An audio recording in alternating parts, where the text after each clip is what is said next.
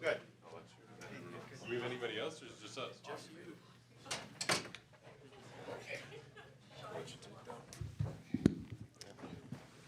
All right, well, welcome Team Canada to Houston. Congratulations, guys. Michael and Ernie. We'll get started. Who has the first question? We'll start with Hazel to your right. Hi, guys. Nice to see you again. Ernie, let's start with you. In 2006, Canada recorded their only win against the U.S. in WBC play. What stands out to you? Do you have particular memories of that game that kind of stands out to you when you think about it? The one thing I remember probably the most was Adam Lowen starting the game. And first time facing a lineup like that. And, you know, I went out to him. First inning, I think they had the bases loaded, and I think A-Rod or Chip or one of the two was coming up.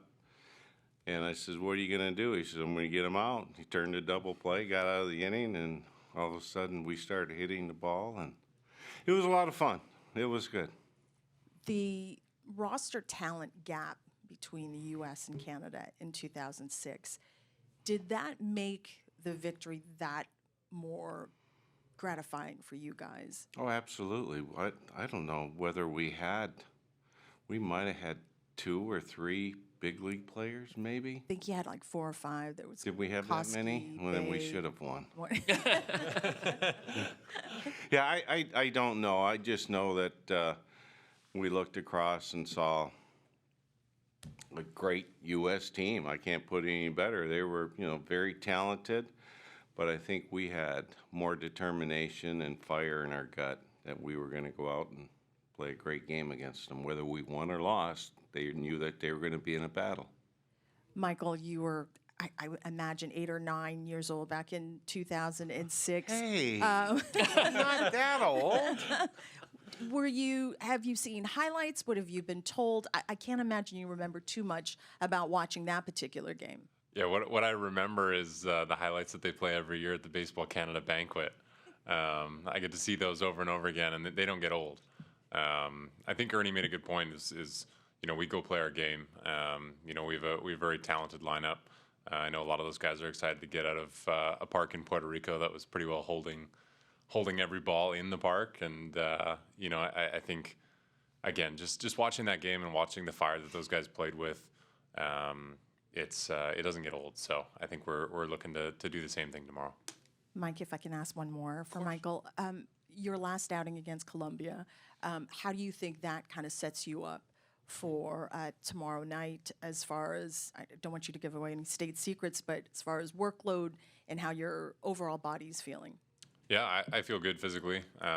You know, I think it was, again, a different game against Colombia because there was a lot of names in the lineup that I hadn't faced and a lot of names that we didn't have a ton of data on. And this is very much the opposite. So we'll have a good idea, and you know, it'll be a little bit more of a chess match than that was. And yeah, I'm looking forward to it. I feel really good, and we'll make the next step in a starting progression, obviously. But I'm going to go out there with everything I've got for as long as I've got it.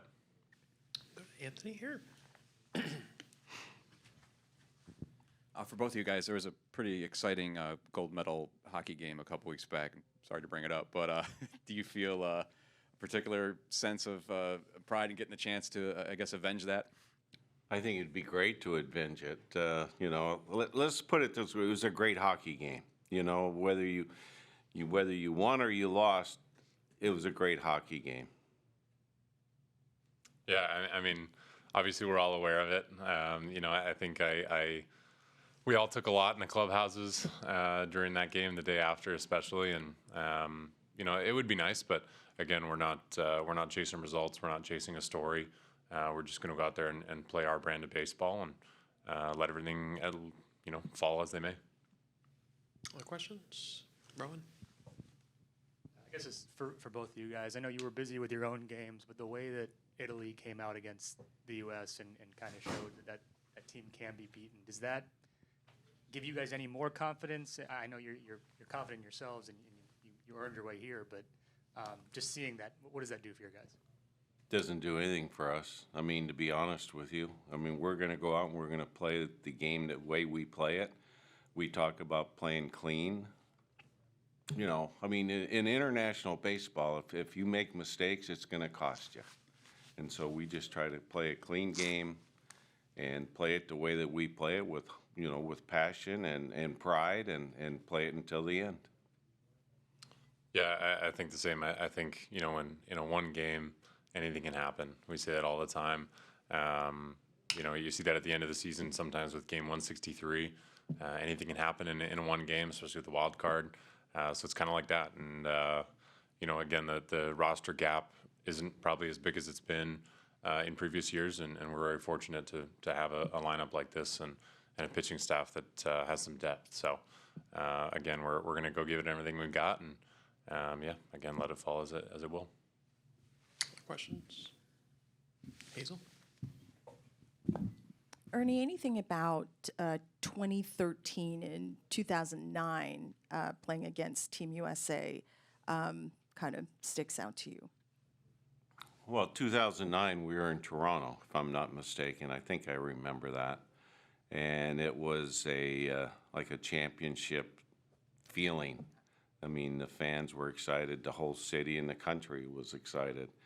And if I remember, they beat us, but not by much, I don't think so. I thought it was a pretty close game. But again, you know, you go out on the field, you go out to win, and you try to do everything you can to do that because every game is important.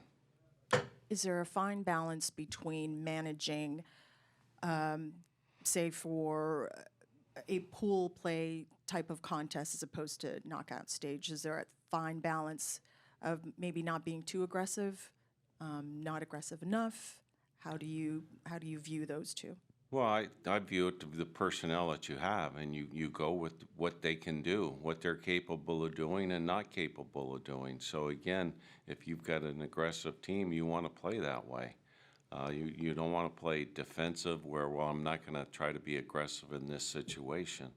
You've got to let the players play to their abilities. And I think if, as a manager, I try to take that away from them, I'm doing them an injustice. So I want them to go out and play, make the plays, have fun, and see what happens in the end. Rich, and then Anthony. Ernie, I had a fun time calling your games in 2023 in Phoenix, and I'm interested, since you've been there from the start, the biggest changes in this event, the World Baseball Classic. What have you seen from the very start to where it is in 2026? Well, I think there's more teams with better players now. I think the talent level is much better.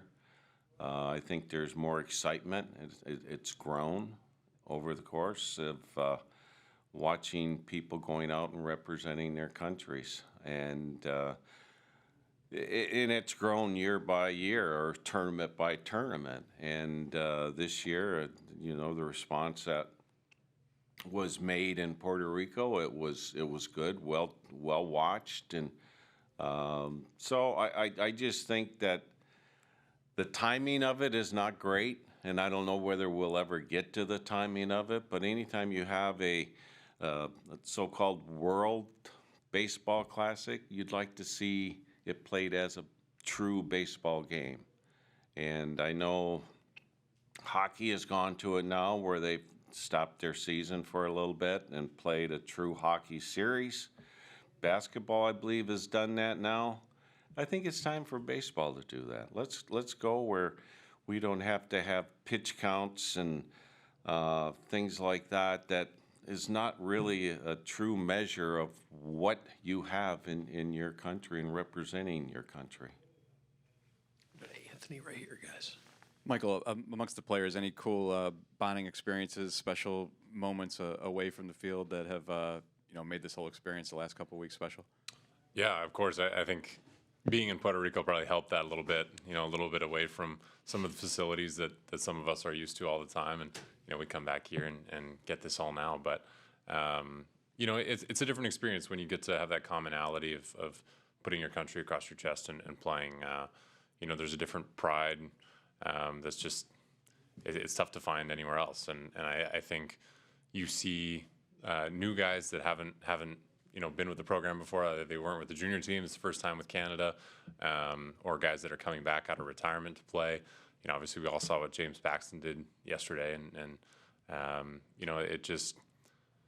it exudes confidence. It helps all of us go out there and play loose and just have fun with this and be proud of the country that we get to represent. Other questions? Anything else for Team Canada? All right. Great to see you guys in Houston. Good Thanks to so see you. much. Yeah, appreciate it.